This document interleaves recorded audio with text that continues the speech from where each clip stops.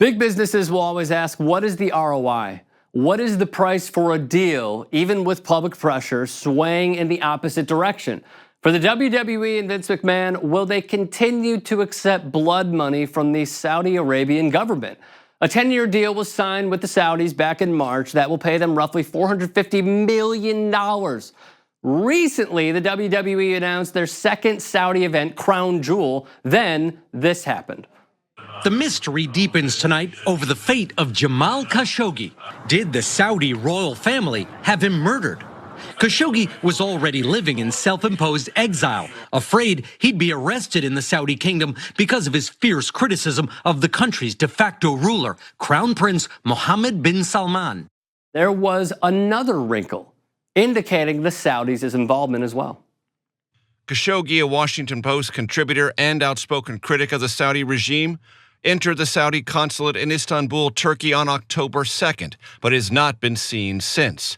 The Saudis have insisted he left on his own. A critic of the kingdom was assassinated, which brings us back to the WWE. Sports Illustrated reported members of the talent roster are uncomfortable performing in Saudi Arabia, especially given the nation's poor record with human rights. Not only is the WWE turning a blind eye to murdering journalists for dollars, but they are propagandizing an area of the world as progressive.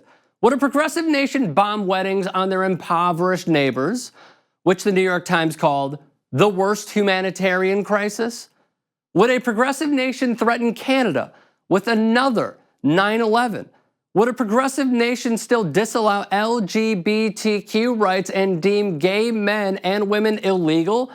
The propagandization of women driving was eaten up by major media outlets. However, largely unreported were the activists who fought for female drivers. Will they remain in jail? The WWE claims to fight for human rights, specifically from Stephanie McMahon. Because of all you men and women using your voices for change, we are able to provide the platform that women can do anything and be anything they want to be, even promoting an all-women's pay-per-view. WWE views itself as championing women's rights unless the bottom line is affected. Female WWE superstars will not be performing at this year's Saudi Arabia event. A huge red flag because the WWE is promoting Saudis' gender segregation. The kingdom continues its mandate of fleeing women returning to the country, male guardianship wherever a woman goes, and the country even controlling women's cell phones. That's when the WWE sent out their puppets for damage control, starting with Randy Orton. I think we should go. I think the only way to help with change over there is to go and not to cancel the trip. Our girls performed in Abu Dhabi not too long ago. Yeah. And I think we'll be there eventually with Saudi. Funny, these talking points sound eerily similar to former wrestler John Bradshaw Layfield. My personal opinion is that they should go. I think the only way you promote change, look at what we did with Cuba. You isolate a country, all you do is impoverish that country. You want to promote change. WWE went to Abu Dhabi. They had the first women's match that had ever happened in the Middle East. The crowd was chanting in English, "This is change."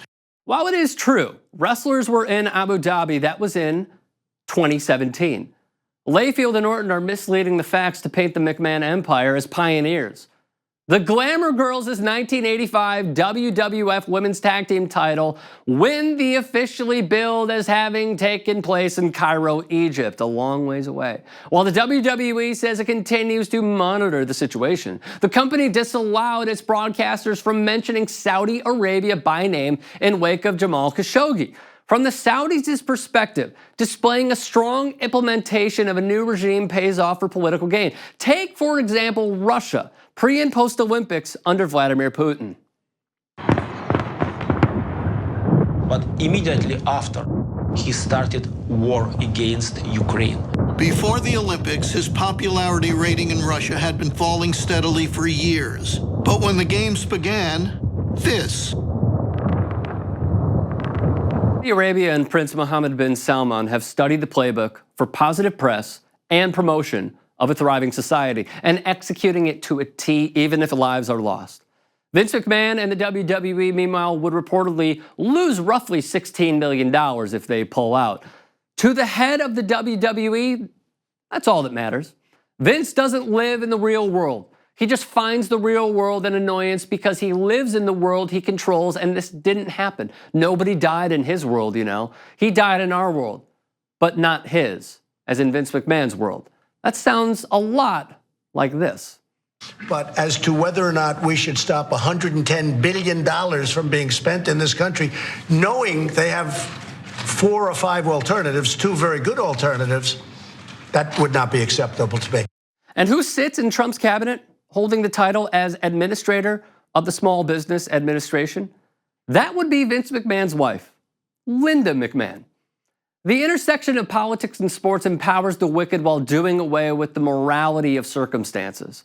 The WWE has chosen to be the Saudis' prop for a mask of change while turning a blind eye to what lies underneath.